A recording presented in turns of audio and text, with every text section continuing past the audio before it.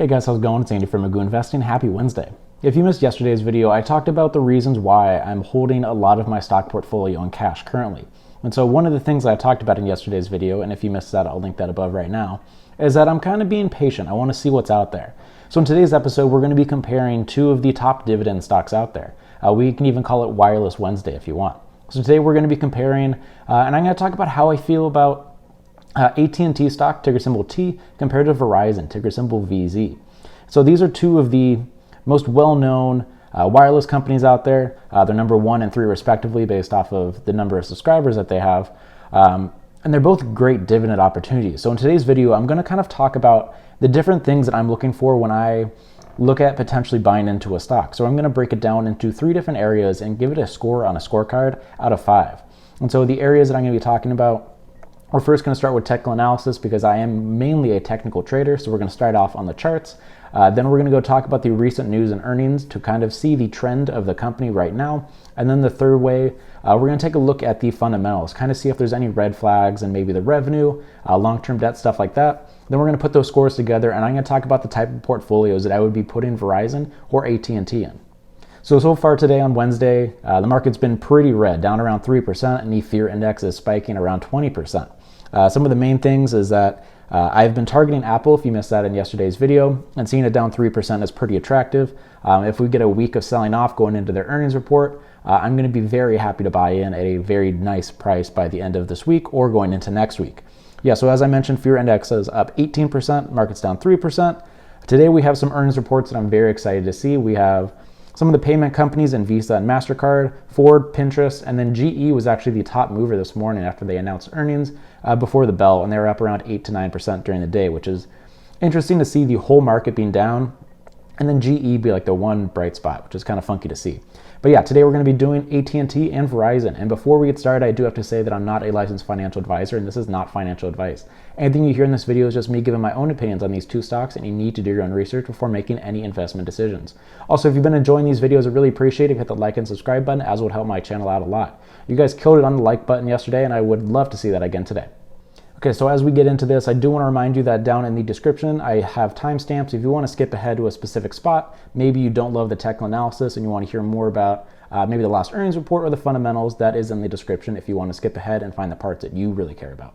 So let's start off with some of the basics of these two companies. So AT&T is currently down 31% in 2020, and it's pretty close to its 52-week lows, while Verizon is only down 7%, and it's pretty much in the middle of its 52-week range. Verizon is larger with a market cap of around $250 billion compared to AT&T of $200. And then with dividends, Verizon recently raised their dividend for the 14th straight year, currently has a yield of 4.3%. And AT&T is a dividend aristocrat, meaning that it has 35 consecutive years of dividend growth with a yield of 7.8%. So based off the dividend, AT&T is definitely the more well-known of the dividend play. But I wanted to start off with the chart. So let's head on over to the computer and I'll talk about what I see with the technical analysis between these two stocks. All right, so here we are looking at the charts. Here we have AT&T, ticker symbol T. This is the one-day chart as far back as I wanted to go. There's some very nice support and resistances I wanted to talk about. We have this upper end right before the market fell early March. This is a very nice price target for the future. However, it is pretty far away from that. Interestingly, AT&T has gone back to its pandemic lows. And so this was something that I had charted out around the $27 mark. And now with the past couple days, AT&T has actually fallen through that. So for the next couple days before I would consider taking a position, I would want to see AT&T get back up to that level. What we have right here is this is the earnings report from a couple days ago that pushed it back up into kind of the zone that we were watching, and now it's kind of faded the past couple days back into that. So if we get a strong move up, the support looks solid, and you have a very nice bottom on your chart. Whenever I see a stock like this that goes horizontal, I always want to play options, just because you have a level of stability where you're likely going to be able to sell options and not have the stock just kind of fly away from you.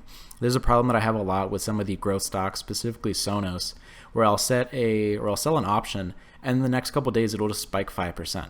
AT&T is not likely going to be one of those stocks that's going to spike up 5%. In addition to the very nice dividend, it's a way to kind of increase your cash flow and lower your average cost pretty consistently.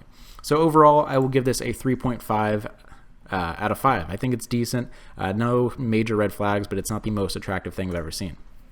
Going to Verizon, I don't know. This is a weird looking chart. So right now it looks like it's in it's going pretty horizontal. We have the dip back with the pandemic. It shot right back out of that, and it's been horizontal for a while. So you're in the middle of this horizontal channel. Let's see what the total move to the top would be. 15%. But the only attractive thing that I see with Verizon is when you go back in time, so it's currently at $56. When you go back, it actually has a history of increasing in price, which is not something you can say about AT&T. So right now, it is not the most attractive thing in the world. It's kind of stuck in between this horizontal range that it's been in. I do think it can break out to the upside in the future, especially with 5G coming soon, which should be a very nice boost to their revenue. But right now, it's just kind of stuck. I'll give it a 3 out of 5. I don't see any major red flags. I love the fact that it bounced back into the horizontal channel right after the pandemic started. Shows that this is a very nice area. But right now, not a great buying opportunity, not a great shorting opportunity, and it's just pretty neutral. So I'll give it a 3 out of 5 for that. So now that we've talked about what I saw on the charts, and if just a quick reminder, I gave a 3.5 for AT&T, and I gave a 3 out of 5 for Verizon. Next, let's talk about the recent news and earnings, because with the pandemic, these two companies have been hit slightly differently. When you look at AT&T's revenue sources, communications, which is their wireless business, is the biggest part of their revenue source, which is not surprising. And then back in 2018, they acquired Warner Media, which has become a decent part of their revenue. But with the pandemic shutting down a lot of the entertainment business, that has been a pretty big detriment to the company in the past couple earnings reports. Looking at Verizon, their wireless business makes up around 80% of their revenue, so it's pretty similar with that aspect. But some of the problems that we've been seeing with AT&T is that they've been losing a lot of their paid TV customers. So when you compare the two businesses, you have Warner Media, which is, I'm not going to say it's a dying sector, but media is not doing super well right now as a lot of people are cutting the cord. So they lost 600,000 paying TV subscribers in the last quarter. And HBO and HBO Max is one of their different subscription services. And they had 38 million subscribers compared to 200 million that we've seen with Netflix and 100 million that we've seen with Disney so far. So they're losing subscribers and they're getting beat out in the streaming wars compared to these giants of Disney and Netflix. And then now AT&T is actually the third largest wireless carrier after the merger in early 2020 of T-Mobile and Sprint. So it's Verizon being in the lead, then T-Mobile, which is a publicly traded company as well. And I didn't really want to talk about it in this video because it is very different of a play. It's not as much of a dividend play. And then AT&T is now the third largest. And looking at 5G, which is going to be a huge point of discussion going forward, T-Mobile boasts the largest network when it comes to 5G at this point, but Verizon and AT&T are both working on expanding their networks. And both companies have talked about they expect a very nice boost in revenue going into 2021 as 5G gets rolled out to the general public. For the last earnings report, Verizon beat expectations and raised its guidance going forward.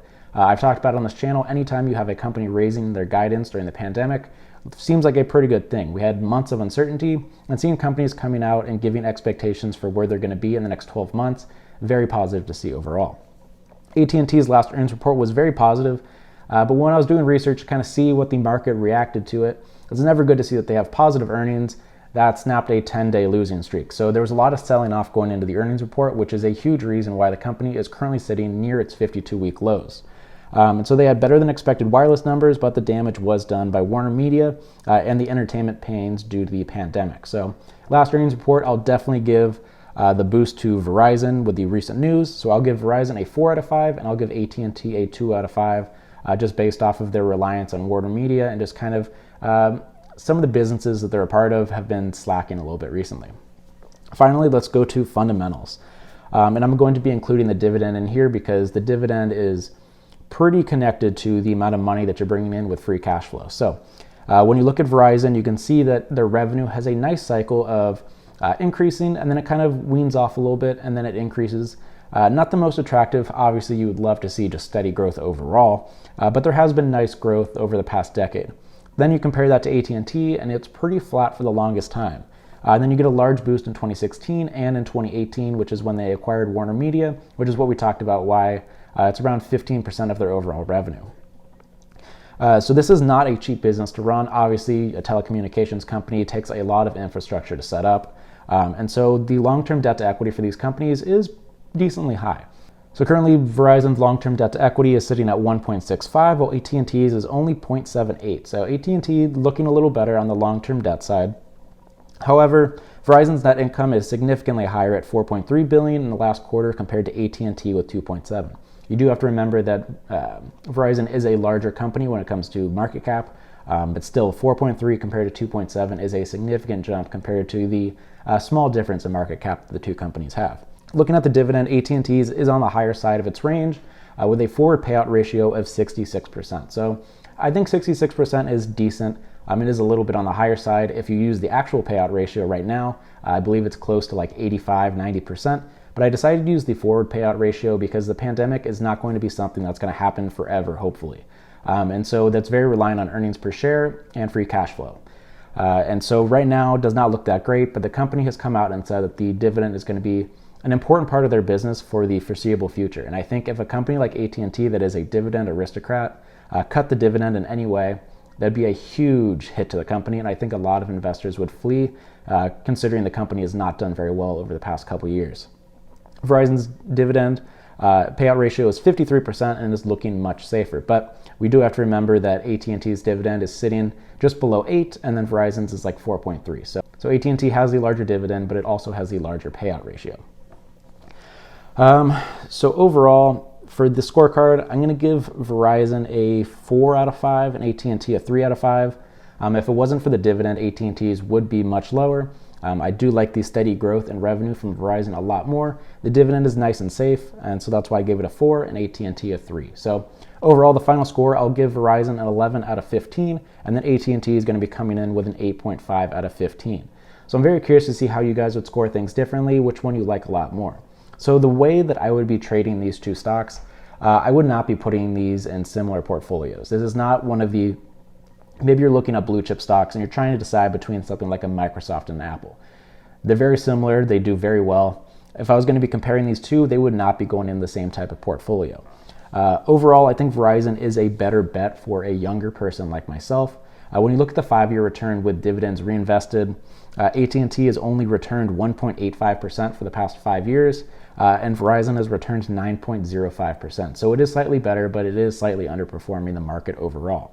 But I do think that Verizon is a better stock for a younger person like myself. It has a stable dividend with a lower payout ratio, has decent returns, and it is the leader in the sector. And that's always something I've talked about on this channel, where if you're trying to invest into a new sector that you don't fully understand, or maybe you're just kind of new at it, I always like buying the leader in the sector because it's hard to go wrong with a leader. AT&T would only be my pick if I was trying to retire pretty soon based off of the very high dividend and the very stable price movement.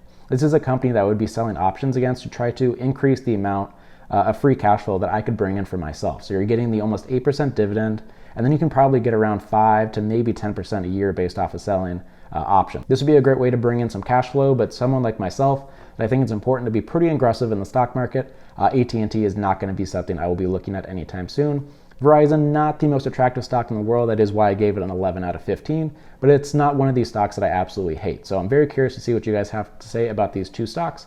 I definitely decided to not talk about T-Mobile because it has fantastic returns and is not as much of a dividend play compared to these two. So let me know what you thought about these two stocks in the comment section down below. Thanks for watching. I appreciate all support, and I will see you tomorrow.